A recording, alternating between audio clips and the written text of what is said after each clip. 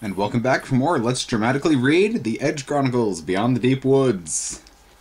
Now, where we left off, watch the old video. Back in the wood troll cabin, Spelda thought otherwise. "Oh, those sky pirates," she grumbled. "Tum-Tum should have never taken you to meet them in the first place. Now they'll be back for you as sure as my name's Spelda Snatchwood." But the sky pirate I saw didn't seem bothered whether I joined the crew or not," said Twig. "That's what they pretend," said Spelda. "But look what happened to Hobblepot and Hogwarts. Seized from their beds they were and never seen again. Oh, Twig, I couldn't bear that if it happened to you. It would break my heart." Outside, the wind howled through the dense deep woods. As darkness fell, the air was filled with the sounds of wakening night creatures. Fromps coughed and spat. Quorm squealed while the great Banderbear beat its monstrous hairy chest and yodeled to its mates. Far away in the distance, Twig could just make out the familiar rhythmical pounding of the slaughterers, still hard at work. "What am I to do, then?" Twig asked softly. Spelda sniffed. "In the short term, you ought to go and stay with Cousin Snatterbark," she said. "We've already sent message, and he is expecting you. Just until things blow over," she added. "Sky willing, you'll be safe there." "And after?" said Twig. "I can come home again, then, can I?" "Yes," said Spelda slowly. Twig knew at once there was more to come. "But," he said. Spelda trembled and hugged the boy's head to her chest. "Oh, Twig, my beautiful boy," she sobbed. "There is something else I must tell you." Twig pulled away and looked up at her troubled face. There were tears rolling down her cheeks now. "What is it, mother mine?" he asked nervously. "Oh, Gloam Gloza," Spelda cursed. "This isn't easy." She looked at the boy tearfully. "Although I've loved you as my own since the day you arrived, you are not my son, Twig, nor is Tum-Tum your father." And here's Spelda crying. Twig stared in silent disbelief. "Then who am I?" he said. Spelda shrugged. "We found you," she said. "A little bundle all wrapped up in a shawl at the foot of our tree." "Found me," Twig whispered. Spelda nodded and leaned forward and touched the cloth at Twig's neck. Twig flinched. "My comfort cloth? The shawl?" "The very same," she said. "The shawl we found you wrapped in. The shawl you won't be parted from even now." Twig stroked the soft fabric with trembling fingers. He heard Spelda sniff. "Oh, Twig," she said. "Although we are not your parents, Tum-Tum and I have loved you like our very own. Tum-Tum asked me to say goodbye for him. He said—" She stopped, overwhelmed with sadness. "He said to tell you that whatever happens, you must never forget he loves you." Now that the words were said, Spelda abandoned herself to grief completely. She wailed with misery, and uncontrolled sobbing racked her entire body. Twig knelt across and wrapped his arms right round his mother's back. Hold up. Twig knelt across and wrapped his arms right round his mother's back. "So I am to leave at once," he said. "It's for the best," Spelda said. "But you will return, Twig, won't you?" she added uncertainly. "Believe me, my beautiful boy, I didn't ever want to have to tell you the end of the tale, but—" "Don't cry," said Twig. "This isn't the end of the tale." Spelda looked up and sniffed. "You're right," she said, and smiled bravely. "It's more of a beginning, isn't it? Yes, that's what it is, Twig. A new start." And there's Twig. He's looking all forlorn. And now we're on to chapter 2. The Hoverworm. The sounds of the deep woods echoed loudly all around as Twig walked along the path through the trees. He shivered, tightened his scarf, and pulled up the collar of his leather jacket. He hadn't wanted to leave that evening at all. It was dark and cold. But Spelda had been insistent. "There's no time like the present," she said several times as she got the bits and pieces that Twig would need for his journey. A leather bottle, a rope, a small bag of food, and the most precious of all, his naming knife. Twig had finally come of age. "Anyway, you know what they say," she added as she reached up and tied 2 wooden charms around her son's neck. Depart by night, arrive by day. Twig knew Spells had been putting on a brave face. But be careful. It's dark out there, and I know what you're like, forever dreaming and dawdling and wondering what's round the next corner. Excuse me. Yes, Mother, said Twig. And don't yes, Mother, me, said Spelda. This is important. Remember, stick to the path if you want to steer clear of the fearsome Gloam-Gloser. We wood trolls always stick to the path. But I'm not a wood troll, mumbled Twig, tears stinging in his eyes. You're my little boy, said Spelda, hugging him tightly. Stick to the path, wood trolls know best. Now be off with you and give my love to Cousin Snutterbark. You'll be back before you know it. Everything will be back to normal. You'll see. Spelda couldn't finish. The tears were coming thick and fast. Twig turned and set off down the shadowy path into the gloom, and there's Spelda looking all, don't go, Twig. Normal, he thought. Normal. I don't want things to be normal. Normal is truck bladder games. Normal is felling trees. Normal is always being left out, never belonging. It's kind of jaded. And why should it be any different at Cousin Snutterbark's? Being press-ganged into crewing a sky ship suddenly seemed more appealing than ever. The sky pirates roamed the skies above the deep woods. Surely their airborne adventures must be better than anything down here on the forest floor. A desperate howl of pain echoed through the trees. For a second, the deep woods were still. The next second, the night sounds returned, louder than before, as if each and every creature was rejoicing that it was not the one who had fallen prey to some hungry predator. As he walked on, Twig began putting names to the creatures he could hear out there in the treacherous deep woods away from the path. It helped to calm his pounding heart. There were squealing quarms and coughing frumps in the trees above his head. Neither of them could harm a wood troll. At least not fatally. Away to his right, he heard the chattering screech of a razor flit about to dive. The next instant, the air was filled with the scream of its victim, a wood rat, or perhaps a leaf gobbler.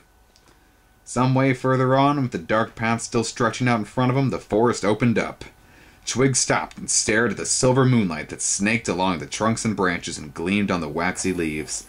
This was the first time he had been out in the forest after dark, and it was beautiful. More beautiful than he had ever imagined. With his eyes gazing up at the silvery leaves, Twig took a step forward away from the shadowy path. The moonlight bathed him in its cold glow and made his skin shine like metal. His billowing breath gleamed snow-bright. Incredible, said Twig, and took a couple steps more. Beneath his feet, the glittering frost cracked and crunched. Icicles hung down from a weeping willow, and the beads of liquid on a dewdrop tree had frosted and frozen and glistened now like pearls. A wispy sapling with frond-like hair swayed in the icy breeze. Amazing, said Twig as he wandered on. Now left, now right, now round a corner, now over a slope. It was all so mysterious, all so new. He stopped by a bank of quivering plants with tall spiky leaves and budded stems, all glinting in the moonlight. All at once the buds began to pop open, one by one, until the bank was covered with massive round flowers, with petals like shavings of ice that turned their heads to the moon and glowed with its brilliance. Twig smiled to himself and turned away. Just a weeny bit further, he said. A tumble bush tumbled past him and disappeared into the shadows, as tumble bushes tend to do, tumble and whatnot. Moonbells and tinkleberries jingled and jangled in the gathering wind. Then Twig heard another noise. He spun round. A small, sleek, furry brown creature with a corkscrew tail scurried across the forest floor, squeaking with terror. Here's a picture of some of the deep woods. A little bit of sensory overload. It's pretty cool. The screech of a wood owl sliced through the air. Twig's heart began to race. He looked around him wildly. There were eyes in the shadows. Yellow eyes, green eyes, red eyes, and all of them staring at him. Oh no, he moaned. What have I done? Twig knew what he had done. Never stray from the path, Spelda had said. Yet that was precisely what he had done. Entranced by the silvery beauty of the deep woods, he had strayed from the safety of the path. Twig groaned. I can't do anything right. Stupid, stupid, stupid, he shouted at himself as he stumbled this way and that, desperately trying to find his way back to the path. all at once he heard something. A sound which silenced his voice and froze him to the spot. It was the wheezing pant of a halitoad. A huge and dangerous reptile with breath so foul it could stun its victim at 20 paces. At 10 paces the stench was lethal. A single evil-smelling belch had been enough to kill Hotter Gruff's uncle. Here's a halitoad. What could he do? Where could he go? Twig had never been away from the Deepwoods path on his own before. He started this way, stopped, ran the other way, and stopped again. The sound of the wheezing halitoad seemed to be all around him. He darted into the shadows of some dark undergrowth and crouched down behind the trunk of a tall and lumpy tree. The halitoad came closer. Its rasping breath grew louder. Twig's palms were wet and his mouth was dry. He couldn't swallow! The frumps and quorms fell silent, and the awful stillness in Twig's heart beat like a drum. In the awful stillness, Twig's heart beat like a drum. Surely the halitoad must be able to hear it. Perhaps it had gone. Twig peered cautiously round the trunk of the tree. Mistake! His brain screamed as he found himself staring at two yellow slit eyes glinting back at him from the darkness. A long coiled tongue flicked in and out, tasting the air. Suddenly, the halitoad inflated like a bullfrog. It was about to blast its jet of venomous breath. Twig closed his eyes, held his nose, and clamped his mouth shut. He heard a fizzing hiss. The next moment, there was a muffled thud from behind him as something fell to the ground. Twig nervously opened one eye and inspected. A frump was laying on the forest floor. Its furry, prehensile tail was twitching. Twig remained perfectly still as the halitoad shot out its sticky tongue, grasped the hapless frump, and scuttled off with it into the undergrowth. "I was close," Twig said, and sighed with relief. He wiped the sweat from his brow. "Too close." The moon had turned milky and shadows had deepened. As Twig wandered miserably on, the gloom clung to him like a damp blanket. The halitoad might be gone, but that was the least of his worries. The fact remained that he'd strayed from the path. Now he was lost. Often Twig stumbled, sometimes he fell. His hair became wet with sweat, though his bones were chilled to the marrow. He didn't know where he was going. He didn't know where he'd been. He hoped he wasn't simply going round in circles. He was also tired, yet each time he paused to rest, a growl or snarl or ferocious roar would send him trotting off again. At last, unable to go any farther, Twig stopped. He sank to his knees and lifted his head to the sky. "Oh, Gloamcloser!" he cursed. "Gloamcloser! Gloamcloser!" His voice rang out in the frosty night air. "Please, please, please, let me find the path again. If only I hadn't left the path. Help me, help me, help. I'll..." The cry of distress cut through the air like a knife. Twig jumped to his feet and looked around. "Help me!" It wasn't an echo. The voice was coming from Twig's left. Instinctively, he ran to see what he could do. The next moment, he stopped again. What if it was a trap? He remembered Tum-Tum's blood-curdling tales of wood trolls who had been lured to their death by the false calls of the dagger slash. A monstrous creature with 40 razor-sharp claws. It looked like a fallen log until you stepped on it. Then its paws would snap shut, and so they would remain until the body of the victim had started to decay, for the dagger slash only ate carrion. "For pity's sake, help me, someone!" came the voice again, but weaker now. Twig could not ignore the desperate plea a moment longer. He drew his knife just in case and set off towards the voice. He hadn't gone more than 20 paces when he tripped over something sticking out from the bottom of a honeycomb bush. "Ouch!" cried the voice. Twig spun round. He tripped on a pair of legs. Their owner sat up and glared at him angrily. "You oaf!" he exclaimed. "I'm sorry, Twig began. "And don't stare," he interrupted. "It's very rude." "I'm sorry, Twig said again. It was true, he was staring. A shaft of moonlight was shining down through the forest onto a boy, and the sight of his red raw face, crimson hair waxed into flame-like points, and necklaces of animal teeth had startled Twig. "You are Slaughterer, aren't you?" he said. With their bloodied appearance, the slaughterers looked and sounded ferocious. It was said that their generations of spilt blood had seeped through the pores and down into the follicles of their hair. Yet, although their business was indeed the butchery of the tilder they hunted and the hamel horns they reared, the slaughterers were a peaceable folk.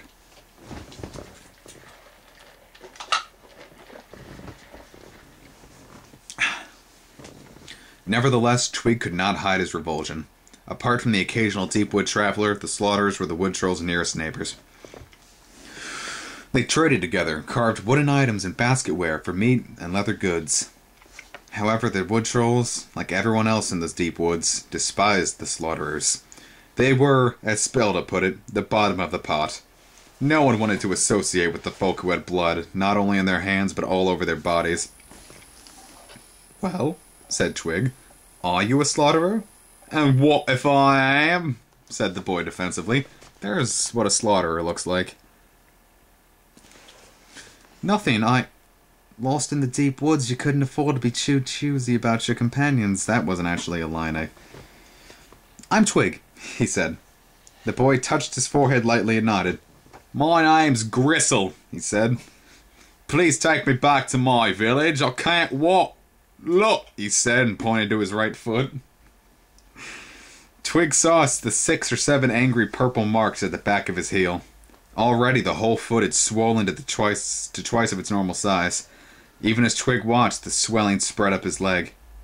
"What's happening?" gasped Twig. It's... Twig realized the boy was staring at something behind him. He heard something hiss and spun right round. Baby like a record right round. And there, hovering just above the ground, was the vilest creature Twig had ever seen. It was long and lumpy, with luminous slime-green skin that glistened moistly in the milky moonlight. Along the length of its body were bulging yellow spots that oozed a clear liquid. Wriggling and squirming, the creature fixed Twig with its huge, cold eyes.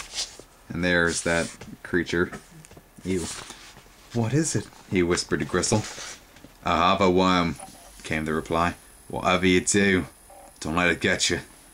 "No chance," said Twig bravely and reached for his knife. It wasn't there. "My knife!" he cried. "My naming knife, And then Twig remembered.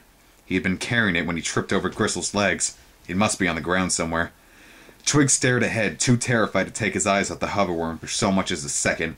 The creature continued to writhe. The hissing sound was coming not from its mouth, but from rows of ducts along its underbelly. These expelled the air which kept the worm hovering aloft.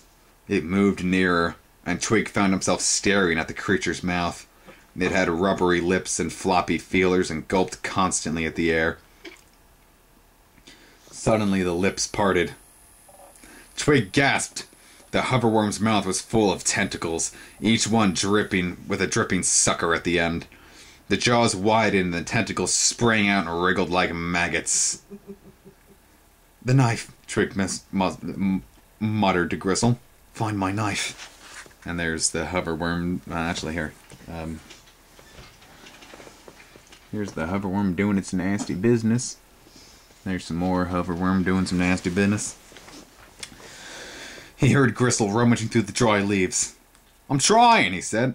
Yes, I got it." "Quick," said Twig desperately. The hoverworm was quivering, ready to attack. He reached behind his back for the knife. "Hurry up!" Said Gristle, and Twig felt the familiar bone handle in his palm. He closed his hand around it and gritted his teeth.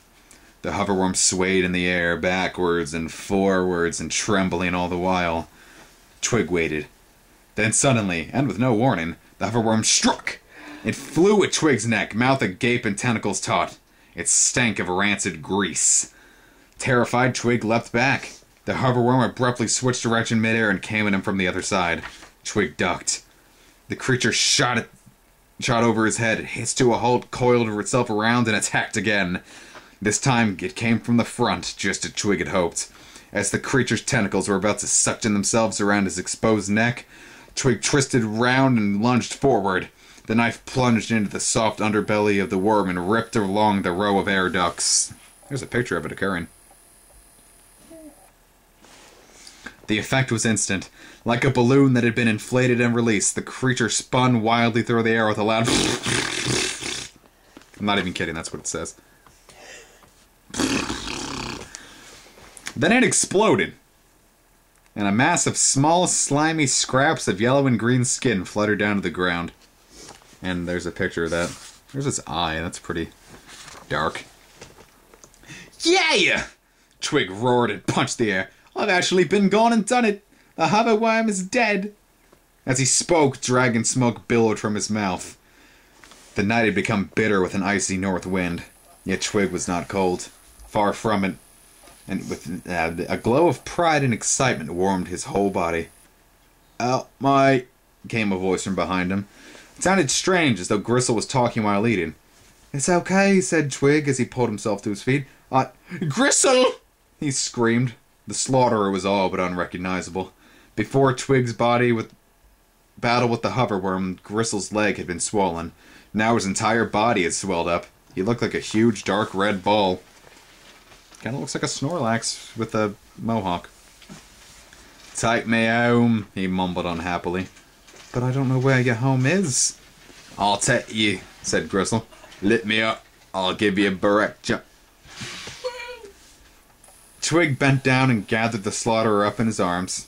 He was surprisingly light. Twig started walking. "Left," said Gristle a while later, followed by "left again, right, straight out." As Gristle continued to swell, even the simplest words became impossible. In the end, he had to press his podgy hands against Twig's shoulders to indicate which way to go. If Twig had been going in circles before, he certainly wasn't now. He was being steered somewhere new. "Wob wob," Gristle shouted. "Blah, blah, blah, blah." I'm not even kidding, it's right there. You can't read that. "What?" said Twig. But even as he spoke, he realized what was happening. Gristle's body, which had been light when he picked it up, was now less than weightless. The bulging, massive mass was on the point of floating up and away. He tried his best to hold on to Gristle's waist, at least the place where his waist had once been, but it was impossible. It was like holding a sack full of water, the difference being that this particular sack was trying to fall upwards. If he let go, Gristle would disappear into the sky. Twig wiped the sweat from his brow. Then he wedged the inflated boy between two branches, taking care to choose a tree without thorns. He didn't want Gristle to burst. He pulled the rope's belt it had given him from his shoulder, tied one end to Gristle's leg and the other round his own waist, and set off once more. It wasn't long before Twig was in difficulty again. With each step, the upward pull grew stronger. It became more and more difficult to remain on the ground. He clutched hold of the branches of bushes he passed to keep himself anchored, but it was no good. The slaughterer was simply too buoyant. All at once, Twig's legs were dragged off of the ground. His hands lost their grip on the branches, and Gristle floated up in the air. Up and up they went, into the icy night and towards open sky. Twig tore in vain at the knotted rope around his waist. It wouldn't budge. He stared down at the fast receding ground, and as he did so, something occurred to him. Something awful. Gristle would be missed. His family and friends would come looking for him. When he didn't return, Twig, on the other hand, had done what wood trolls never did. He'd strayed from the path. No one would come looking for him. And there's the two floating away. And we're on to Chapter 3, The Slaughterers. As Twig continued to rise up through the cold, dark air, the rope dug painfully into the bottom of his ribs. He gasped for breath, and as he did so, a curious whiff of acrid smoke filled his head. It was a mixture of wood smoke, leather, and a pungent smell that Twig couldn't identify. Above him, Gristle grunted urgently. "Are we near your village?" Twig asked. Gristle grunted again, more insistently this time. Suddenly, between the leaves, Twig caught sight of a flickering flames and blood-red smoke. There was a fire not 20 paces away. "Help!" Twig bellowed. "Help us!" Almost at once, the ground below him was swarming with the blood-red slaughterers, each carrying a flaming torch. "Up here!" Twig shrieked. The slaughterers raised their head. One of them pointed. Then, without a word being spoken, they slipped into action. Calm and methodical, they removed ropes which had been hanging around their shoulders and made slip knots at one end. Then, with the same unhurried sense of purpose, they began tossing the makeshift lassos up in the air. And here's them going at it. Twig moaned as the ropes tumbled back through the air beneath him. He spread his legs wide and held his feet out, hooked and rigid. The slaughterers tried again, but with Gristle pulling him still higher, their task was getting more difficult by the second. "Come on," Twig muttered impatiently as the slaughterers tried again and again to lasso one of his feet.